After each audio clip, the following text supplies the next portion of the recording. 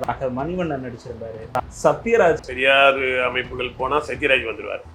கலை இலக்கிய அமைப்புகள் போனா மணிவண்ணன் வந்துடுவார். நீங்க இன்னைக்கு உள்ள சினிமால இது மிஸ் ஆகுது, அதனால தான் இது இருக்கு அப்படின்னா என்ன சொல்லுவீங்க? குடும்பத்தை வந்து சினிமாவில் தான் சொல்லணும்னு இல்லை.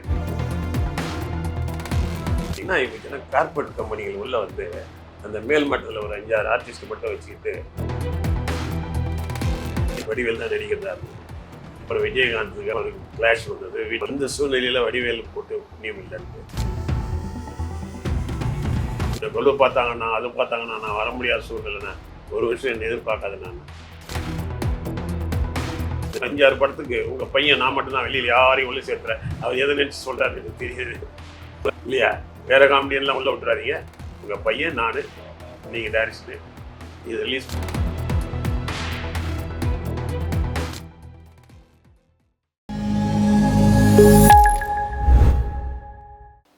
சினிமா தொடர்பான நேர்காணல்கள் பலவற்றை நமது நாதஸ் நடத்தி வரும் வேளையில் இன்றும் திரையரங்குகளுக்கு குடும்பங்களை எப்படி ஈர்ப்பது என்று ஒரு பெரும் சவால் நீடித்து வரும் நிலையில் குடும்பங்கள் கொண்டாடும் வெற்றி படமாக பல படங்களை கொடுத்த இயக்குனர் வி. சேகர் நம்மோடு இருக்கிறார்.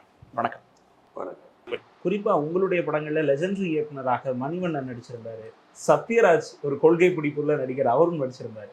இந்த அனுபவம் நல்ல ஆளுங்க தான் அவங்களாம் கோஆப்ரேஷன். ஏன்னா அவங்களாம் ஒரு பாலிசி இருந்ததுல ஃப்ரெண்ட்ஷிப். அவங்க கூட நான் இந்த வெளியில் இருக்கிற கலை இலக்கிய கூட்டங்கள்லாம் இருக்குல்ல தமிழ்நாடு லெவலில், ஆமாம், சோசியல் அமைப்புகள் கூட்டங்களுக்கு நிறைய பெரியார் அமைப்புகள் போனால் சத்யராஜ் வந்துடுவார். கலை இலக்கிய அமைப்புகள் போனால் மணிவண்ணன் வந்துடுவார். அந்த மாதிரி தமிழ்நாடு பூரா நிறைய அங்கே பார்ப்பேன். என்ன சார் இங்கே பார்க்குறோம், அங்கே சினிமாவில் நாம் சந்திக்க முடியல சார், என்ன பண்ணலாம், அடுத்த படத்தில் நம்ம பண்ணலாம் அப்படின்னு. அதெல்லாம் அவங்களெல்லாம் வந்து அவங்களாம் பணத்துக்காக மட்டும் இல்லை, ஒரு கேரக்டர் நல்லா கொடுத்து ஒரு சோசியல் படங்கள் பண்ணுறதுக்கு சரியான ஆளுங்க. மணிவண்ணன் சார் என்ன சொல்லுவார் உங்களை? என்ன காம்ரேட் தான் கூப்பிடுவார். காம்ரேட் தான். சத்யராஜ் சார் இன்னும் பேசுவாரா? உங்களுடைய படங்கள்ல சார் இந்த குடும்பங்கள் கொண்டாடும் வெற்றி அப்படின்ற விஷயம் இன்னைக்கு மிஸ் ஆகிறதா சினிமாவில் உள்ள பலரும் பேசுறாங்க. நீங்க இன்னைக்கு உள்ள சினிமால இது மிஸ் ஆகுது, அதனால தான் இது இருக்கு அப்படின்னா என்ன சொல்வீங்க? குடும்பத்தை வந்து சினிமாவில் தான் சொல்லணும்னு இல்லை. இப்போ இன்னைக்கு மீடியாலாம் நிறைய வந்துருச்சு. டிவி வந்தது இல்லையா? டிவிலையும் இப்போ குடும்ப விஷயங்களை சொல்கிறாங்க. அதனால கொஞ்சம் அது டைவர்ட்டு ஆக தான் செய்யும். அப்புறம் இன்னும் கொஞ்சம் யூத்துக்கு இருக்கக்கூடிய லவ்லாம் வந்து இதில் சொல்லிடுறாங்க, நெட்டில். அது என்னென்னு நெட்டில் எடுக்கிற அந்த இந்த படங்களில் எடுக்கிறாங்களே, ஷார்ட் ஃபிலிம்லாம் நிறைய எடுக்கிறாங்களே, அதில் வந்துடுது, நிறைய வந்துருக்கு. அதனால கொஞ்சம் சினிமா கொஞ்சம் டைலூட் ஆக தான் செய்யும். ஆனால் சினிமா அழியாது. அந்த சினிமாவில் அந்த ஃபார்மேட்டை கொஞ்சம் மாற்றிக்கணும். என்ன மாற்றணுன்னாக்கா, டிவியில் மற்றதில் சொல்ல முடியாத சில விஷயங்கள் இருக்குல்ல, நேரடியாக மக்கள்கிட்ட சொல்ல வேண்டிய விஷயம் இருக்குல்ல, அந்த மாதிரி கொஞ்சம் கதை அம்சங்களை மற்றதை மாற்றணும். ஒரு மக்களுக்கான ஒரு புரட்சிகரமான சினிமாக்களை சொல்லணும். அப்டுடேட் பண்ணணும், மக்களை அப்டுடேட் பண்ணணும். ஏன்னா சினிமாவுக்கும் மற்ற மீடியாவுக்கும் உள்ள வித்தியாசம் என்னன்னாக்கா, பல பேருக்கு அது தெரியல. சினிமா என்பது நேரடியாக தேட்டரில் உட்காந்து ஸ்க்ரீனில் எல்லா மக்களோடு சேர்ந்து கைத்தட்டி பார்த்து ஒரு குரூப்பாக இருந்து, இப்போது ஒரு திருமணம் பத்திரிக்கை அடித்து திருமணத்துக்கு எல்லாரையும் வர வச்சு மொத்தமாக இருந்து தாலி கட்டும்போது எல்லாரும் சேர்ந்து பூ போகிறது எப்படி, வீடியோவிலே கல்யாணம் பண்ணிக்கிட்டு இங்கேருந்து விஷ் பண்ணுறது அங்கேருந்து விஷ் பண்ணுறதுக்கு ரெண்டு வித்தியாசம் இருக்குல்ல. ரெண்டாவது காதல் பண்ணிக்கிறோம், வெளிநாட்டிலேருந்து இங்கேருந்து காதல் பண்ணுறான். காதல் பண்ணிட்டா குழந்தை வந்துடுமா?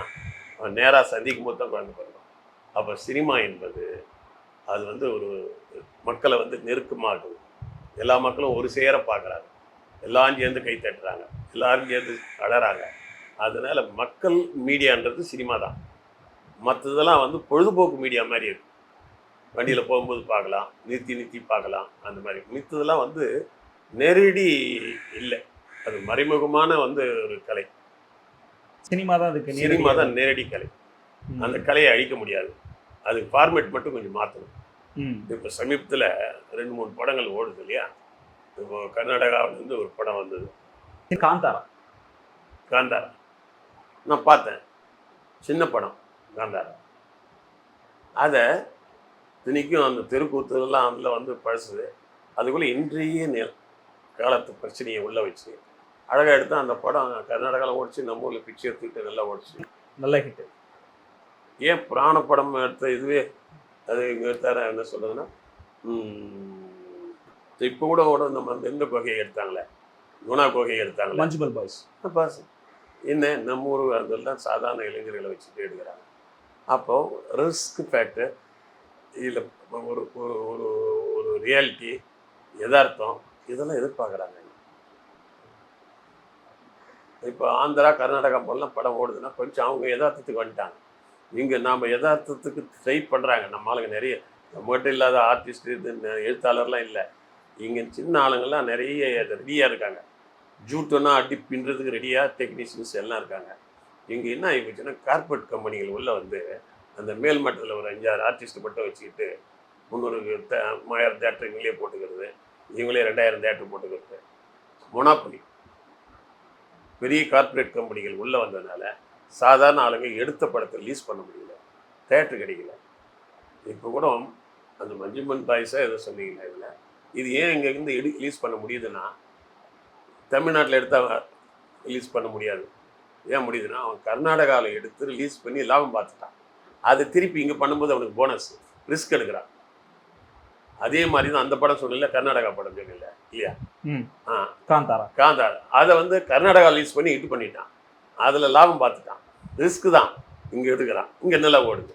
இப்போ தமிழில் எடுத்து ரிலீஸ் பண்ணுறதே ரிஸ்க்குன்னா அப்புறம் எங்கே வேற எங்கே போய் நம்ம ஓடுறதுங்க? அப்போ இங்கே என்னென்னா, தமிழ்நாட்டில் மட்டும், தமிழ்நாட்டு இந்திய சினிமா உலகத்தில் வந்து ஹாலிவுட்டு, கோலிவுட்டு, பாலிவுட்டுன்னு சொல்லுவோம் இல்லையா.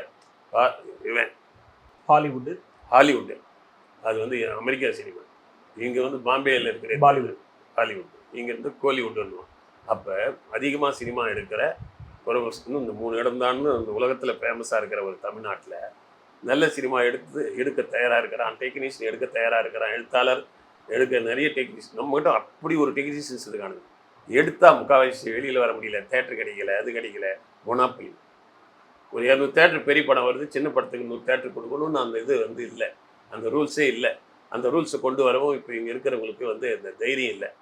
அந்த மேல் மட்டத்தில் இருக்கிறவங்களை பயந்துக்கிட்டு பல 5 ஆர்டிஸ்ட் மட்டும்தான் இங்கே படம் எடுக்க முடியும், 5 கார்பரேட் கம்பெனி மட்டும்தான் இங்கே படம் எடுக்க முடியுன்ற நிலைமை தமிழ்நாட்டில் சோதனை வந்துச்சு. இந்த சோதனை உடைச்சாதான் சினிமா நல்லா வரும். சரவண பொய்கை எடுத்தீங்கல்ல லேட்டஸ்ட் படமாக, அது ரிலீஸ் ஆகாமல் இருந்ததுக்கான காரணம் என்ன? அதுக்கப்புறம் நீங்கள் பெரிய பெரிய ஆர்டிஸ்ட் வச்சு பண்ணியிருக்கீங்க ஏற்கனவே, கவுண்டமணி, செந்தில், வடிவேலு போன்றவர்கள். இப்போ நீங்கள் திருப்பி ஒரு கம்பேக் கொடுக்குறீங்க அப்படிங்கும்போது அவங்க யாராவது உதவி செஞ்சாங்களா? இல்லை, இப்போ நான் சரவண பொய்கைன்றது என்னுடைய மகனை வச்சு எடுத்தேன். அதை முதல்ல வந்து வடிவேல் தான் நடிக்கிறதா இருந்தது. வடிவேல் நடிக்கிறதா இருந்து அவர் அதுக்குள்ளேயே அரசியலில் உள்ள போந்து டிஎம்கேல போனார். அப்புறம் அந்த பக்கம் ஏடிஎம்கே வந்து திமுக வந்துச்சு. அப்புறம் விஜயகாந்துக்கு அவருக்கு கிளாஷ் வந்தது, வீட்டில் போய் தகராறுலாம் நடந்தது. அப்புறம் அவரே கொஞ்ச நாள் இந்த பக்கம் வரல. இந்த சூழ்நிலையில் வடிவேல் போட்டு புண்ணியம் இல்லைன்ட்டு அப்போ வரைக்கும் வடிவேல் வந்து நம்ம கொஞ்சம் பையனுக்கு நான் 10 படம் பண்ணி கொடுக்குறேன், நீ இஷ்டப்பட்டு காசு கொடுன்னு சொல்லிட்டு நல்லா தான் சொல்லிட்டு இருந்தாங்க. அது வரைக்கும் கூட நல்லா தான். அவனை நம்பி தான் நான் என் பையனை இறக்குறேன். நான் என் பையன் வடிவேல் 3 பேரும் உட்காந்து பேசுகிறோம். தம்பி நீ வா, அவங்க அப்பா என்னை லிஃப்ட் பண்ணார், உனக்கு ஒரு 7-8 படம் அதே மாதிரி நீ அப்பா கொடுக்குற காசை வாங்கிட்டு நான் பண்ணுறேன் இறங்குன்னு சரவண போய் பிளான் பண்ணியாச்சு எல்லாம். சரி, வடிவேல் பீக்கில் இருக்கிறவரே சொல்லிட்டாரன்னு என் பையன் சந்தோஷமாக இருக்கிறேன். இவன் MBA இன்ஜினியரிங்லாம் படிச்சுவேன், 2 டிகிரி படிச்சுவேன். USA போகிற பையனை நிறுத்தி நடிக்கிறதுக்கு கொண்டு வரேன். நம்பி வந்தால் திடீர்னு போய் எலெக்ஷன் நினைக்கிறான். ஐயோ எலெக்ஷன்லாம் வேணாயா, உனக்கு அரசியல் வேணாயான்னா அவர் தலைவர் கலைஞரை கூப்பிட்டு சொல்லிட்டாரு அப்படின்னா. இல்லையா சொல்லுவாங்கய்யா அவங்க, நீ போனீங்கன்னா உனக்கு ஆடியன்ஸு பிரியும், உன்னுடைய ரசிகர்லாம் எல்லாத்துலேயும் இருக்காங்க, ஏடிஎம்கே எல்லாத்துலையும் இருக்காங்க. இவன் போன உடனே ஏதோ MP ஆயிடுவான் அதுன்னு ஏதோ ஒன்று போய் பிரச்சாரத்தில் போய் ஏதோ கொஞ்சம் அதிகமாக பேசிட்டார். விஜயகாந்த் உடனே அவங்க எலெக்ஷன் பண்ணி உடனே அவங்க ஜெயிச்சிட்டாங்க. உடனே வீட்டுக்குள்ள இப்போ தகராறு, இங்கே இருக்க முடியாதுன்ற ஒரு சூழ்நிலை, அடிதடியெல்லாம் நடந்துச்சு. இங்கெல்லாம் அவர் டக்குன்னு சொந்த ஊருக்கு போயிட்டு, அண்ணா என்னை கொண்டு பார்த்தாங்கண்ணா அதை பார்த்தாங்கண்ணா நான் வர முடியாத சூழ்நிலைண்ணா, ஒரு வருஷம் என்னை எதிர்பார்க்காது, நான் அதுக்காக வெயிட் பண்ண முடியாது தான். அப்புறம் விவேக போட்டேன், அவர் இடத்துல விவேக போட்ட படம் எடுத்தேன். அந்த படம் நல்லா தான் வந்துச்சு. படம் நல்லா வந்து ரிலீஸ் போகிற நேரத்தில் எனக்கு சில சிக்கல் இருந்தது. எனக்கு பர்சனல் சிக்கல். எப்பயுமே வந்து நியாயத்துன்னு சொல்கிறவனுக்கு ஒன்று பாராட்டும் கிடைக்கும், கல்லடியும் கிடைக்கும். அதில் சிலதெல்லாம் ஃபேஸ் பண்ணி தான் வந்தேன். அதுக்குள்ளே விவேக் என்ன பண்ணார், இந்த படத்தை நான் ரிலீஸ் பண்ணுறேன் சார். சரி ரிலீஸ் பண்ணுப்பா அப்படின்னு அவர் போய் ஏதோ யூடியூப் இது வந்து இதில் பேசிட்டு வந்தார், டிஜிட்டல் மீடியாவில் எதுவும் ஓடிடிஎல் பேசி வந்து அதில் ஏதோ ஒரு படம் கூட அவர் புக் ஆகி நடிச்சிட்டு இருந்தார். சார் அது முடிஞ்ச உடனே நீங்களும் ஒரு படம் தயார் பண்ணுறீங்க, நானும் தம்பிலாம் நடிக்கிறோம், நம்ம படத்தை அவங்க ரிலீஸ் பண்ணிடுறாங்க, ரொம்ப நன்றி பண்ணார். ஒரே கண்டிஷன் மட்டும் போட்டார், நான் உங்கள் படத்தை ரிலீஸ் பண்ணி கொடுக்குறேன், எனக்கு ஒரு 5-6 படத்துக்கு உங்கள் பையன் நான் மட்டும்தான் வெளியில் யாரையும் உள்ளே சேர்த்துறேன், அவர் எதை நினச்சி சொல்கிறாரு எனக்கு தெரியுது இல்லையா, வேறு காமெடியெல்லாம் உள்ளே விட்டுறாதீங்க, உங்கள் பையன் நான் நீங்கள் டைரக்ஷனு இதை ரிலீஸ் பண்ணிடுறோம், அந்த மாதிரி நான் தொடர்ந்து பண்ணுவோம், அந்த இதுக்கு என்ன வேலையோ நான் பண்ணிடுறேன்னாரு. எனக்கு ஆஹா நல்ல நேரம் வந்துச்சுன்னு சொல்லி தம்பி சொல்லிட்டு வந்தேன். அப்போ திடீர்னு வந்தார், ஏதோ கொரோனா வந்தது, ஒரு 2 வீக்ஸ் தான் திடீர்னு இறந்துட்டார். எனக்கு பெரிய அந்த கொரோனா அந்த இறந்த உடனே ஒரு மீட்டிங் வந்து கொடுத்தல பேட்டி, நான் உண்மையே எனக்கு ரொம்ப அதிர்ச்சியாக இருந்தது. ஏன்னா அது அவன் இருந்தது ஒரு முக்கியம் நல்லவன், அதில் என் பையனுக்கு ஒரு கதை பையனுன்னு சொன்னான், நான் திருப்பி நான் வரணும்னு அவன் எனக்கு கங்கணம் காட்டினான். ரெண்டாவது அவன் விவேக் இருக்கிற வீடு வந்து அந்த பெரிய வீடு இருக்கு இல்லையா, அது நான் அந்த வீடு இருந்தது. ஒரு காலகட்டத்தில் ஒரு ஷூட்டிங்க்கு ரொம்ப நஷ்டம் இருக்கிறதுக்கு நான் விற்று அவர்கிட்ட கொடுத்துட்டேன். அவருக்கு அந்த நன்றி இருந்தது. அதில் தான் வீடுகள்லாம் பெருசாக கட்டிக்காம பெரிய கிரவுண்டு. சாருக்கு ஏதாவது ஒரு பண்ணணும்னு நினச்சி இதை இறங்கினாமல, சூழ்நிலை அப்படி ஆகி போச்சுன்னா சரி பரவாயில்ல. இப்போ அடுத்த மாதம் அநேகமாக வந்து என் பையன் படம் சரவண போய் ரிலீஸ் பண்ணி படம் நல்ல கதை, இந்த காலத்துக்கான கதை. பர்டிகுலராக வந்து பார்த்தீங்கன்னா தேட்டரில் வந்து டிக்கெட்டை ஏற்றி நீங்கள் ஜனங்களெல்லாம் வரவிடாமல் பண்ணி படத்தை ஓட விடாமல் பண்ணுறீங்க, டிக்கெட்டு வேலையை பொறிச்சு மக்களை உள்ளே கொண்டு வரலையா அப்படின்ற ஒரு தேட்டருக்கு அதுதான் அது. இன்னைக்கு இருக்கிற ப்ராப்ளத்தை நான் எப்போ சொல்லியிருக்கேன் பாருங்க, 7 வருஷத்துக்கு முன்னாடி சொல்லியிருக்கேன். இந்த படம் வந்தால் இன்னைக்கு கரண்ட் மேட்டர் சொல்கிற மாதிரி இருக்கும். சூப்பர். அடுத்து எப்போ கம்பேக் ஆகிறீங்கன்னு தான் கேட்கலான் இருந்தேன், நீங்களே அதுக்கு நிறைவான பதில். கண்டிப்பாக ஒரு ஓரிரு மாதங்களில் நான் மறுபடியும் கம்பேக் ஆவேன். அந்த நேரத்தில் நம்ம உட்காந்து நிறைய விஷயங்கள் பேசுவோம். இவ்வளவு நேரம் பொறுமையாக நான் கேட்ட எல்லா கேள்விக்கும் நிறைவாக பதில் சொன்னவங்களுக்கு நாத சார்பாக வாழ்த்துக்கள். திருப்பி நீங்கள் இன்னொரு ரவுண்டு வரணும். நன்றி. நன்றி. நான் நிறைய இந்த மாதிரி பேட்டியெல்லாம் கேட்டிருக்காங்க, சரியான கேள்விகளை கேட்டேன். கேள்வி சரியாக இருந்தால் தான் பதில் கொஞ்சம் நல்லா நிறைய கொடுக்க முடியும். உன்னுடைய நாலேஜுக்கு என்னுடைய வாழ்த்துக்கள். நன்றி சார்.